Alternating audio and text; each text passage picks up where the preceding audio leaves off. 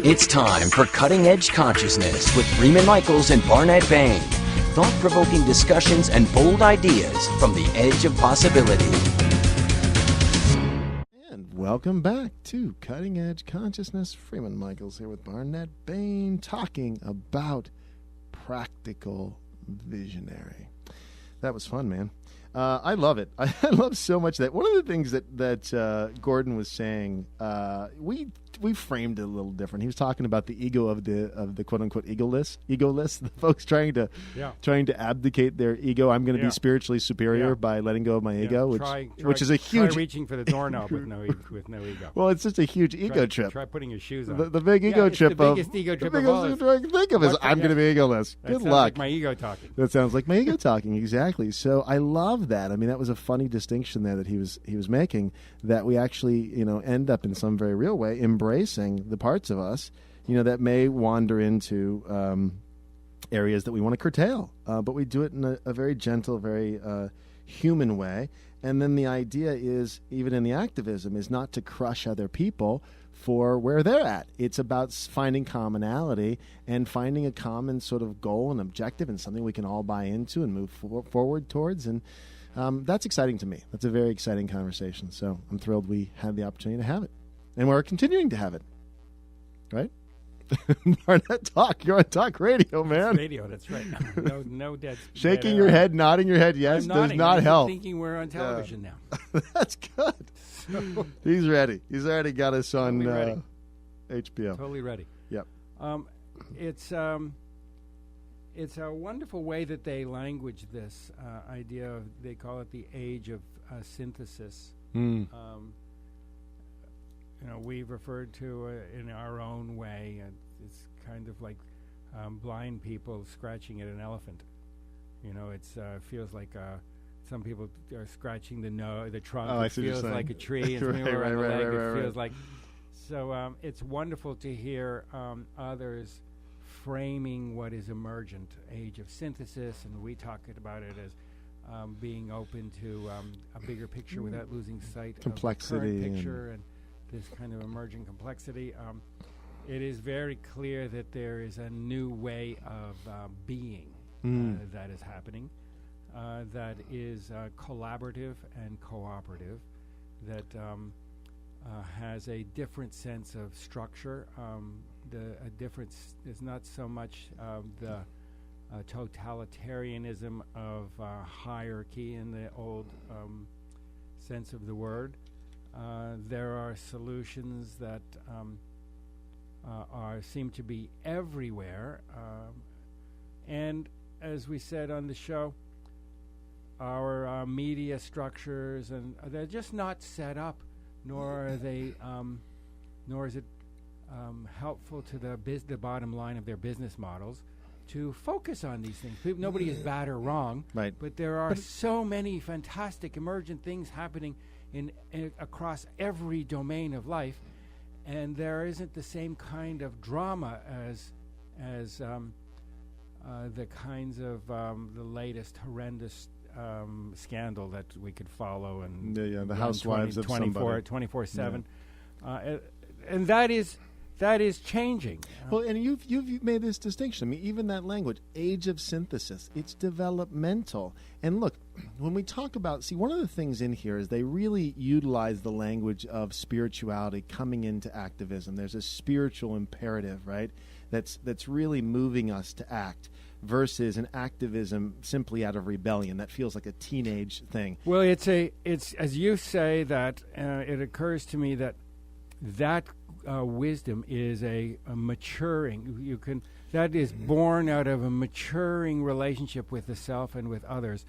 How many years as children and as young adults, and then as frankly as older adults, how many times have we heard the day before yesterday? About yesterday at lunch? Right. How many times have we heard that we should be generous, right, or that we should tie? Oh, this is the finger wagging. Yeah. This kind of thing, and we know that we should be altruistic. We know that these are higher ideals, and yet we don't always relate to them. They're not organic from the inside out in quite the same way that I can be relatively more selfless vis-a-vis my relationship with my children, for example.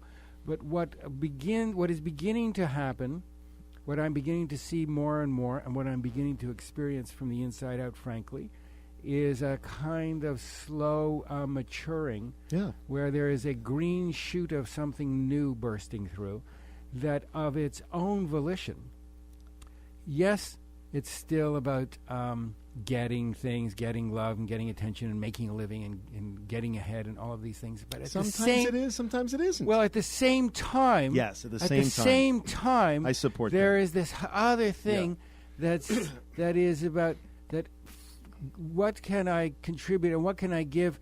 And that is its own reward. This kind of exalted giving. Well, and it occurs when your heart is fired up. Yeah.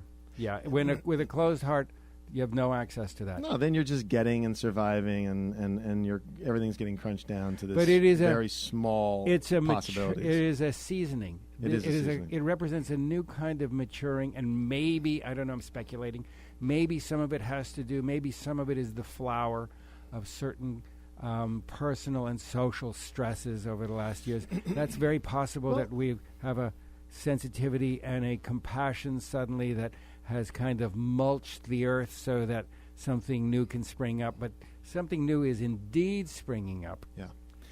And look, let me go back for a second, because you were I'll talking take a breath about... now. Yeah, please.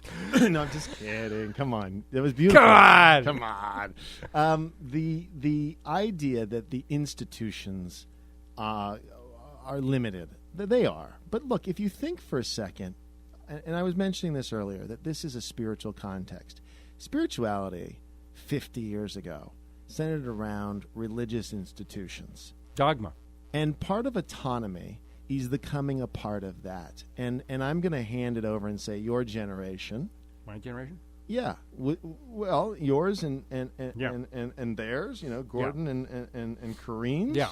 Are partly responsible for all of that, and and having sort of busted apart one construct. Feeling very old now. Come on now. One construct, there's another construct. It's easy to go about dismantling these constructs that frame our reality. Once you've done it once, you start to do it more and more. And so, the idea that this evolving wisdom is coming from folks who have worked, who have worked at this, who have deconstructed these, like I said, constructs. I don't know that they deconstruct. I mean, I hear what you're saying. Yeah, talk to me. This is an open conversation. I'm not being contrarian. I'm not so sure that it is a deconstruction as much as it is adding on wings. You build a little cottage, and you live inside of that cottage, and then all of a sudden you realize, I could put a wing on here, I could put a wing on here, I can put a second story on here. And there is more chance, more choice. There is more complexity. There is more dimension, not at the expense of anything. Right. That stuff never I didn't so much deconstruct as I grew more. I put in more windows. I grew more capacity, and to operate when I was younger. I lived in a worldview of absolutes and guarantees, blacks and white. I wanted insurance. I wanted to know I put away my nuts like a squirrel for the winter, and I wanted to know that my savings was secure, and that I put in a day's work, and that I could look forward to retirement, and that would be there. You lose that a couple times, you learn you lose it wasn't that once so or twice. reliable. But this is a maturing that happens. Yes. And for a younger person, it is not good or bad. It is simply developmentally appropriate. Right. That at a very young person, the world is all about me. And eventually, it is still all about me, but in a different way. My sense of me extends to the we. Yeah. It begins to shift, but it requires some seasoning and some growth, and you can't jump steps. No, and I agree. But there's also a hand. So something I'm willing to let the spiritual piece go, but I have one more little piece to say about it. So look, here's the personal story. My parents had to leave the Catholic Church. They had to be done with it. They had to say, I reject it. And in doing that, there was huge pushback from, their family, my extended family, my grandparents and so forth, when they did that. But it was a big deal for them to go, this is not right for me. I don't believe it anymore. It was a big, thing to break away. Me, I don't need to break anything. I call myself a cafeteria Catholic. We show up, we do this and that. We don't do that and that. We're into parts of it. We appreciate it for what it has to offer, and the parts we don't want to participate, we don't. We're very, I think, typical of a lot of American Catholics today who kind of go, okay, that works for me, that doesn't. I don't abdicate authority. I don't need a priest or a bishop I don't even need sacraments necessarily to get to God. I have a direct line at this point. I've grown. I've progressed. But I understand that's on the backs of a very painful process that my parents went through. That is what I was alluding to. And so there was a whole friction of saying, I'm willing to break this construct that opened up possibilities for me directly in this context. Makes sense. It's great. Yeah. Yep. But then that it continues to evolve, and that then, I have my own, everything you said I can resonate with. Like, I did buy into certain things that I was told about the way the world works, what was possible, who I was, who I ought to be, and so forth and so on, that I see now as limitations, and I've had to do my own friction stuff to go, wait a minute, I don't buy into that, or I'm willing to look beyond that. And so that is where I do see the practical visionary, this evolving self, where there's tools and there's guideposts and there's people saying we're ready, and there's this very exciting shift, movement, whatever we want to call it, that we're part of, that is spawning all kinds of incredible things, such as these micro lending and the how people cooperate and collaborate versus compete. Compete okay, but not so much. Here's another way to balance that out. Here's a new opportunity. Here's a new possibility. That's exciting. It is, and there will be challenges ahead. Sure. Challenges ahead also that we will own as being reflected, a Hall of Mirrors stuff, right. Micro lending, and all of these non-traditional economic systems. And there will be parts of me reflected in the system. There'll be pushback, there'll resistance to it, and in the end, there'll be parts of me that say, but it won't be an exact representative mirroring, a reflection, but it will point to the parts of me that are have invested my safety, my identity, my sense of security, my sense of meaning and belonging inside of very particular structures. I get it. And when those fall apart, you and I just at lunch, we were talking about some resistances, some challenges to our own kind of sense of well-being and safety and worth. Well, what happens when we become so giving? Not saying we're not pretending we're that giving, but when we move to the edge of our comfort, our current comfort zone, with extending and giving, there's the part that says, well, what about me? What about me? There's that little part where, what about my toys? I don't want to share all my toys. Is there any get in there for me? Well, if I give and I give, will I get something? So not to make it bad, not to make it wrong, but it's like a little Velcro place, a little sticky place. And we roll along, and it's all flows beautifully.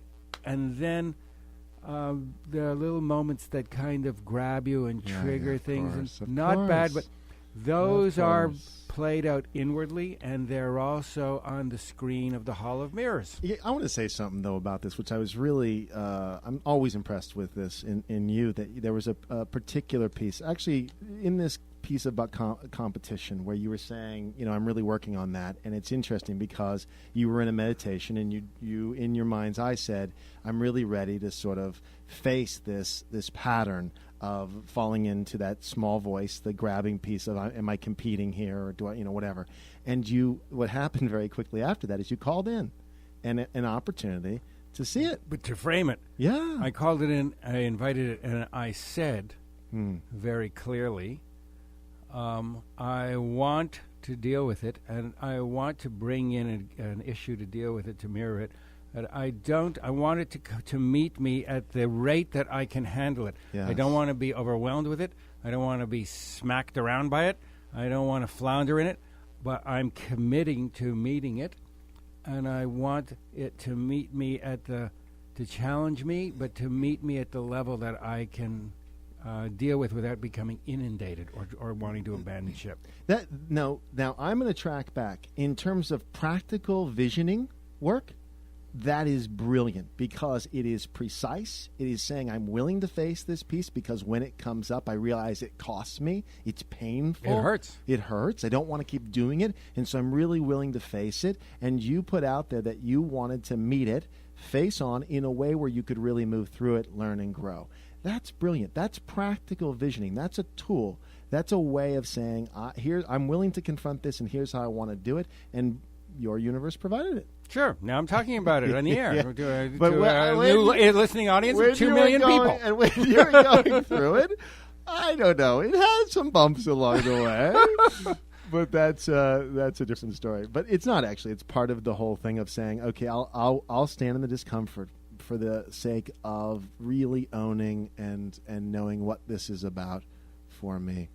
Yeah, you make a commitment, and that commitment is both practical and mystical. Yes. And when they come together. They are synthesized in that visionary. But that visionary very much is embodied, has feet on the ground, and is also operating with a sense of the realms that are not physical, calibrated into senses and being states that are beyond the five.